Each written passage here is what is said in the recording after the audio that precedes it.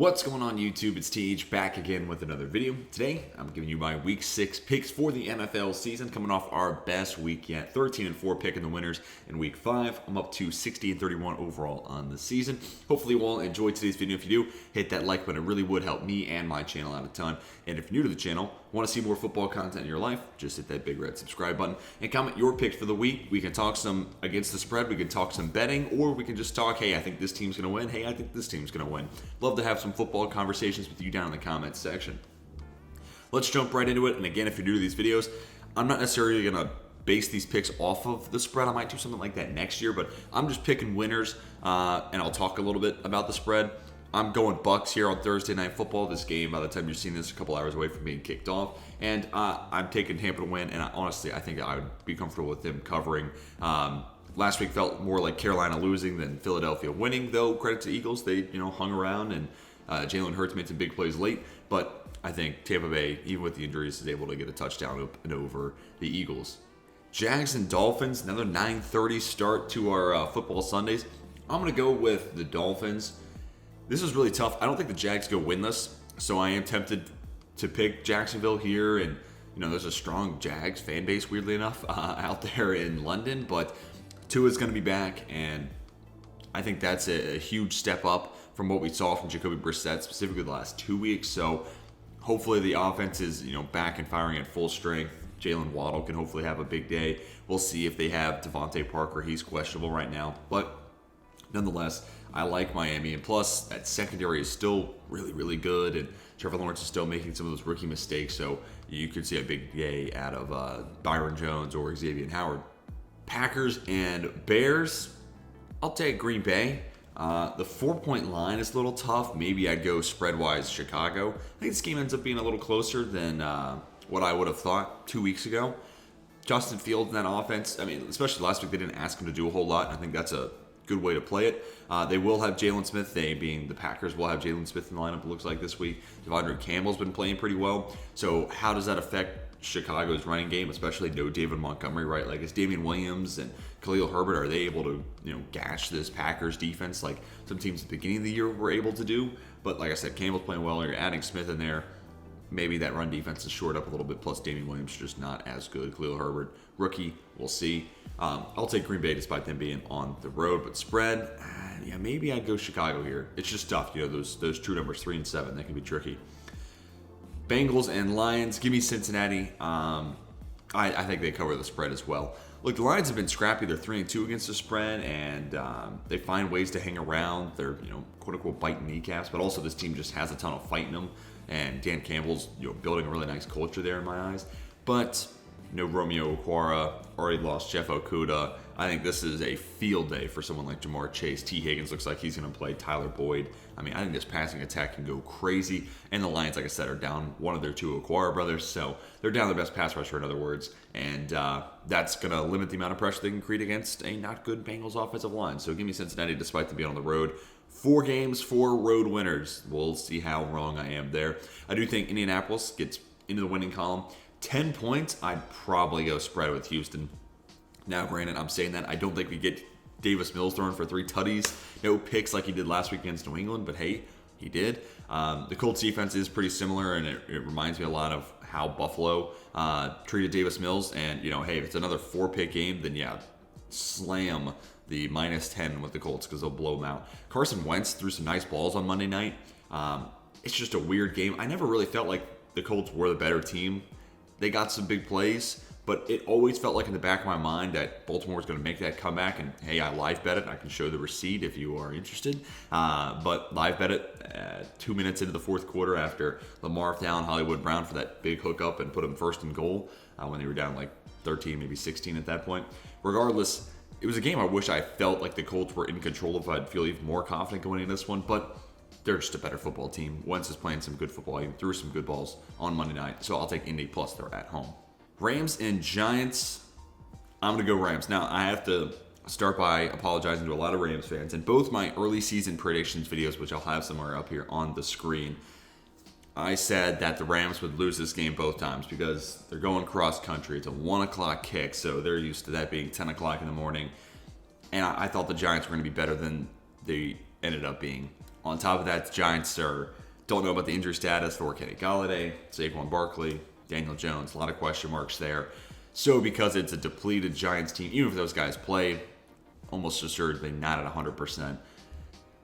And there's been a lot of stats to show that cross-country travel really isn't that big of a differentiating point in a contest. So because of those new statistics, because the Giants are banged up, I'll take the Rams to win. 9.5 points, though, that's a lot. But if it's Mike Glennon under center, yeah, give me the Rams there. Chiefs and Washington football team. The Chiefs have just got to get back on track. Yeah, I'm picking another road favorite.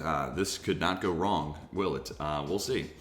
Chiefs need a get-right game, and Washington's defense has been putrid. This is actually a battle between the two worst defenses in football, which, for one of these teams, I wouldn't have been too surprised. I'd be a little shocked, but for the other, I am floored. I still don't know how Washington's defense has been this bad. Landon Collins just objectively is not good in coverage. William Jackson III has really struggled a ton, so has Kendall Fuller.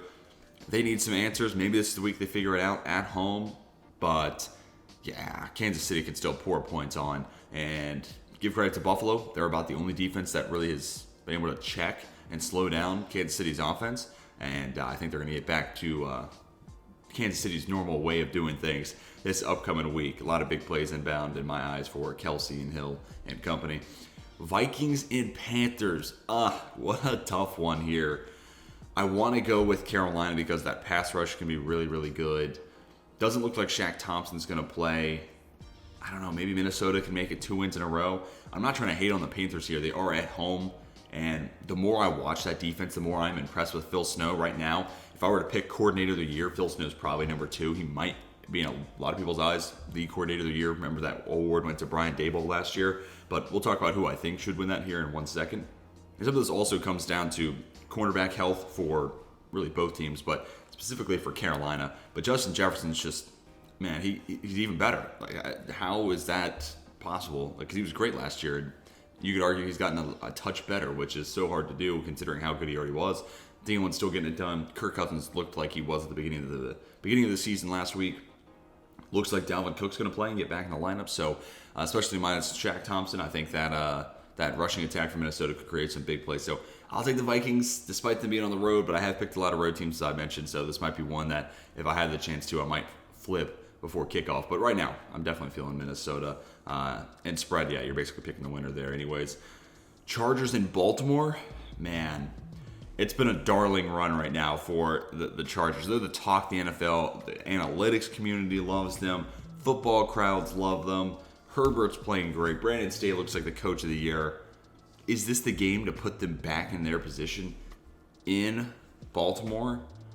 Ravens coming off a huge win, but because of that, I feel like there might be a little bit, not necessarily of a hangover, but that game was just so hard fought. And you could say the same about the Chargers against the Browns, but day less, worth of rest or work in the week. Man, I can't pick another road team. Sorry, I was trying to talk myself into taking the Chargers. I'll go with Baltimore at home. No, you know what? Sorry, you're seeing me switch it live. I'm going with the Chargers. This game is tough. This is definitely a toss-up. Ultimately, I think the difference is Brandon Staley's defense will be more like what we saw weeks 1 through 4 compared to week 5. And I am a little bit worried about some of the injuries on the defensive side. Patrick Queen in specific, he's not necessarily hurt, sorry, so this is a different point. But Patrick Queen's been picked on a little bit. He's been missing a lot of tackles, also not been great in coverage despite awesome athletic ability. And I'm not entirely sure about all the health and status practice situations for the Chargers, but man, Herbert's just answered the call on every test. This is a different one with Lamar being his opposing QB and you're on the road, but maybe until he proves me wrong, I'm going to take the Chargers just because they have looked that impressive, and Eckler was fantastic the last 2 weeks as well. Browns and Cardinals, I'm going to take the Browns. I think 3 points I'd probably just avoid talking spread there. Maybe you're just throwing something on a little same game parlay, going with the Browns money line and the over maybe, somewhere thereabout. But I'm going to take Cleveland at home. I think they run all over Arizona. San Francisco's biggest strength in that game was the rushing attack. I think they should have used Elijah Mitchell some more. Trey Lance was fairly effective. The one run you wish you could have gotten a little bit more on is when he stopped the centimeter line on 4th and goal. Great stop by Isaiah Simmons and the rest of that Cardinals defense, which, I told you earlier, Phil Snow would probably be my runner-up for coordinator of the year. Vance Joseph's got to be the winner, right? Like, you look at that Cardinals defense, and if you thought coming into this year they'd be among the best defenses in football, you'd be lying to yourself. You could have told me, hey, Isaiah Simmons is going to be really good in year 2, and Chandler Jones is going to be really solid, and J.J. Watt's a good addition. But Chandler Jones is hurt right now, and J.J. Watt sure have been good. But in specific, that secondary has far and away exceeded expectations. Budda Baker's great, but that's one guy, and he's a safety. This defense is overperforming. Like, if you were to tell me before the year that Arizona was going to win a defensive battle against San Francisco, I would not have believed you, objectively. Wouldn't have believed you that they could have done it in either of the two matchups. But they did that exact thing last week. So I'm talking about the Cardinals defense here, but their run defense is a little weak, and that's the biggest strength for Cleveland. Plus, off of play action, I think the Browns can create a lot of big plays in the passing attack.